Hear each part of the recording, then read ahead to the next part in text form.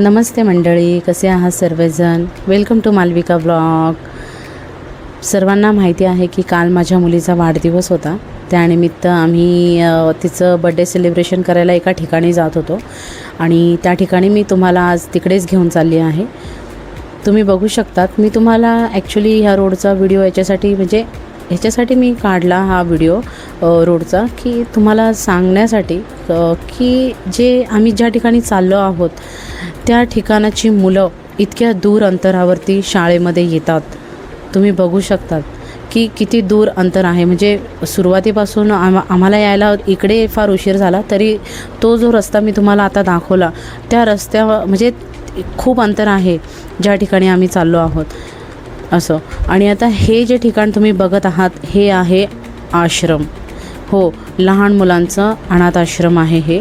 याचं नाव आहे आपलं घर. आणि ह्या आश्रमाच्या बाजूलाच कॅन्सरचा सुद्धा दवाखाना आहे. इकडे आम्ही मागील वर्षीही आलो होतो आणि माझं असं नेहमीच इच्छा असते की विहाचा जो वाढदिवस आहे तो आम्ही असाच कुठेतरी अनाथ आश्रममध्ये साजरा करावा. हे माझं नेहमीचंच असतं. मी माझ्या सोसायटीतील काही लेकरांना आणलं होतं माझ्यासोबत, कारण की त्यांना ही जाणीव झाली पाहिजे की अनाथ आश्रममधील जी मुलं आहेत ती कशी राहतात. कारण की हल्लीचे जे लेकरं आहेत ना, त्यांना मोबाईल, टी व्ही असंच सर्व लागत असतं. पण जे मुलं बिना आईवडिलांचे, बिना या सगळ्या संसाधनाचे जे वाढतात ते किती शिस्तप्रिय असतात हे मला त्यांना शिकवायचं होतं. म्हणून मी माझ्यासोबत त्यांना घेऊन आली होते. त्यांना मी म्हणजे मुलांना गिफ्ट्स वगैरे द्यायला पण मी आणले होते. बाकीच्याही अदर गोष्टी आणल्या होत्या, पण मला त्या तुम्हाला दाखवता येणार नाही. कारण की काय असतं, काही लोकांचा असा दृष्टिकोन असतो की आपण जे दानपुण्य केलं ते आपण दाखवायचं नसतं. पण ह्या गोष्टीमधनं मला तुम्हाला एवढीच माहिती द्यायची आहे की हा पैसा आपण वायफळ नाही घालवत आहे, हा कोणाच्या तरी सेवेमध्ये आपण घालवतो आहे. त्याच्यामुळे माझ्या दृष्टिकोनातून मला असं वाटतं की आपण याच्यातनं निगेटिव्ह काही गोष्टी न घेता आपण याच्यातनं काहीतरी पॉझिटिव्ह गोष्टी घेतल्या पाहिजेत. की कोणीतरी करतं आहे तर बाबा, मला असं वाटतं की मला जर कोणी करताना बघतं आहे तर त्यांच्यामध्ये अशी भावना उत्पन्न झाली पाहिजे की नाही, आपण असं नेक्स्ट टाईम केलं पाहिजे. असतं ना अशी भावना, ते मला फक्त लोकांपर्यंत पोचवायची आहे. बाकी अदर मला असं काही शो ऑफ नाही करायचं आहे की मी अनाथ आश्रमला गेली आणि मग मी लेकरांना इतकं केलं. नाही, माझा असा काही मोटो नाही आहे. तर आम्ही विहाचा बड्डे हा मागील वर्षी पण इथेच साजरा केला होता आणि ह्या वर्षी पण आम्ही ठरवलं होतं की आम्ही इकडेच साजरा करणार आहे म्हणून. त्यानिमित्ताने आम्ही इकडे आलो होतो आणि खूप छान प्रकारे तुम्ही बघू शकतात. अगदी शिस्तीमध्ये, म्हणजे इतकी शिस्त तुम्हाला इकडे पाहायला मिळेल की पूर्ण एका रांगेमध्ये अशा मुली बसल्या आहेत, एका रांगेमध्ये मुले बसले आहेत आणि खूप छान प्रकारे ते चेअरअप करत होते विहाला. खूप छान प्रकारे ते ब्लेसिंग्स देत होते विहाला. मस्त असं एकदम वातावरण अगदी सुंदर. मला तर फारच आवडतं मला हे ॲक्च्युअलमध्ये. तुम्ही बघू शकतात खूप सुंदर असा ते वाढदिवस ते साजरा करत होते. राजवीर तिला ॲक्च्युली घेऊन जात होता की तू गिफ्ट्स दे म्हणून मुलांना, पण मॅडमला त्याच्यात काही रस नव्हता. तिला फक्त त्यांच्याबरोबर खेळायचं होतं, तिला त्यांच्याबरोबर बोलायचं होतं.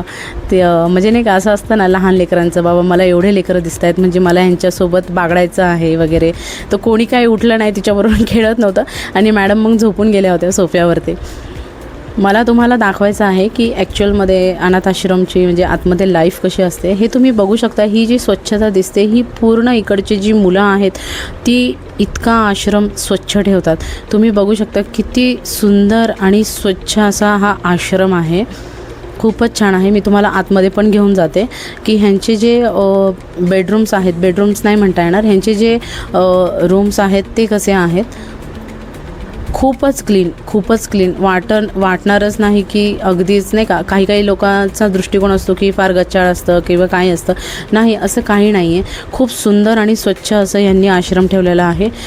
तुम्हाला सांगण्यात कदाचित मी विसरली की इकडे वृद्धाश्रमसुद्धा आहे. म्हणजे इथे वृद्ध लोकंसुद्धा आहेत, त्यांचंसुद्धा आश्रम आहे इकडे.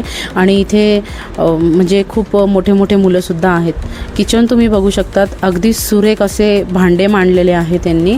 खूप छान अशी बघा, वाटतच नाही ना की असं आपल्या घराचं किचन आपलं किती मेसी असतं, म्हणजे असतं, मोस्ट ऑफ लोकांचं असतं, माझं पण भरपूर असतं मेसी टाईप. पण तुम्ही बघा की खूप सुंदर असं छान असं त्यांनी एकदम अरेंजमेंट केलेली आहे. आणि नाश्त्याचं ताट बघितलं असं तर मला तर असं वाटतं की त्यांचा मेनू आजचा काहीतरी थेपले वगैरे होता. आणि त्यांच्याकडे ही अशी नोट लावलेली आहे, अन्नाचा अपमान करायचा नाही, हे आपल्याला लहानपणापासून आपण शिकतच आलो आहोत. पण इकडे सुद्धा म्हणजे हे लोक काटेकोरपणे हे पाळत असतात. अगदी छान प्रकारे अन्न कोणाच्याही ताटामध्ये तुम्हाला टाकलेले आढळणार नाही. विहा मस्त खेळत होती, मस्त रमलेली होती. नंदनीसुद्धा मस्त त्यांच्यामध्ये रमलेली होती. ही मुलगी बघा, ही मुलगी इतकी सुंदर आहे, तुम्हाला मी शब्दात काहीच सांगू शकत नाही. हे ॲक्च्युली जुळे होते, बहीण भाऊ. आणि ह्यांना इकडं यांची मावशी मावशी यांना इकडं देऊन गेली होती. म्हणजे मला असं तुम्हाला सांगायला थोडंसं वाईट वाटतं आहे, पण सगळ्यांना माहिती असलं पाहिजे की कसं लेकरांना आपण तुम्ही जेव्हा पण तुम्ही कधीतरी अनुभवा ही गोष्ट की तुम्ही आश्रमामध्ये कधीतरी व्हिजिट करा आणि तुम्ही प्रत्येकाला त्याचं विचारा जीवनशैली.